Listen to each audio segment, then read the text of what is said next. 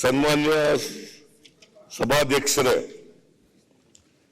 ನಾನು 2024-25 ಸಾಲಿನ ಆಯವ್ಯಯವನ್ನು ಸದನದ ಮುಂದೆ ಮಂಡಿಸುತ್ತಿದ್ದೇನೆ.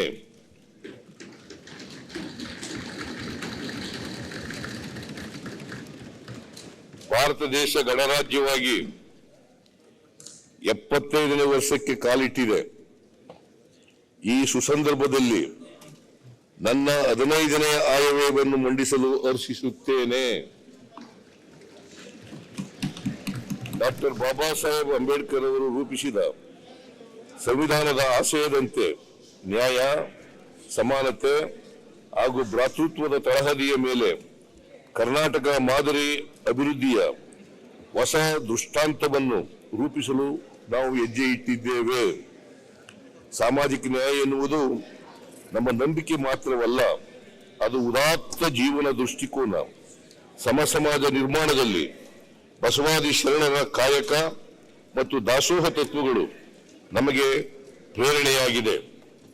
ದುಡಿಮೆಯ ಒಂದು ಭಾಗವನ್ನು ದಾಸೋಹಕ್ಕೆ ಬಳಸಬೇಕೆಂಬ ಶರಣರ ಚಿಂತನೆ ಸಮಾಜದಲ್ಲಿ ಸಂಪತ್ತಿನ ನ್ಯಾಯಯುತ ಹಂಚಿಕೆ ಮಾಡುವ ನಮ್ಮ ಆಶಯಕ್ಕೆ ಆಧಾರವಾಗಿದೆ.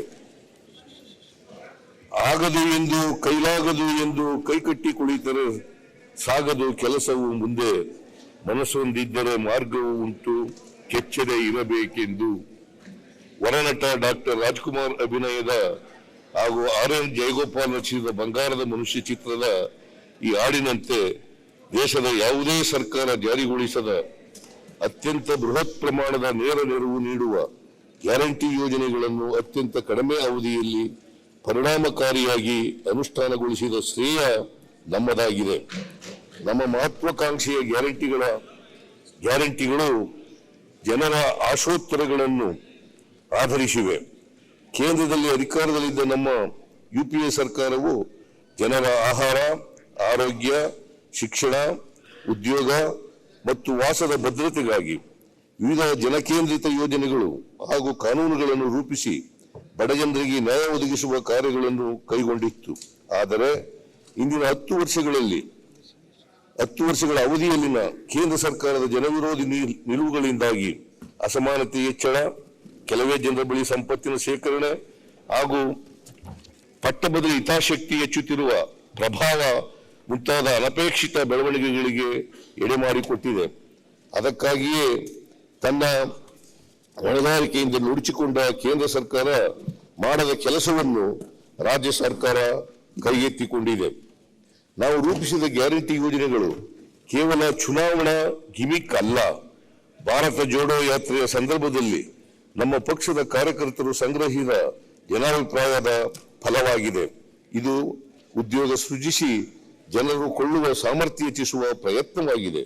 ನಿಷ್ಪಕ್ಷಪಾತ ಮತ್ತು ನ್ಯಾಯಯುತ ಸಮಾಜ ನಿರ್ಮಾಣಕ್ಕಾಗಿ ಸಂಪತ್ತಿನ ಮರುಹಂಚಿಕೆ ಮಾಡುವ ಕಾರ್ಯಕ್ರಮಗಳು ಇವಾಗಿವೆ.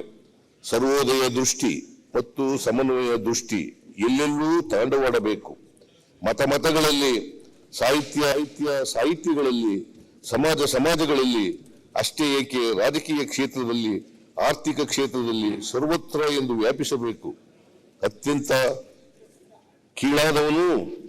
ಕೀಳಾದವನಿಗೂ ಮೇಲಾಗುವ ಅವಕಾಶವಾಗಬೇಕು.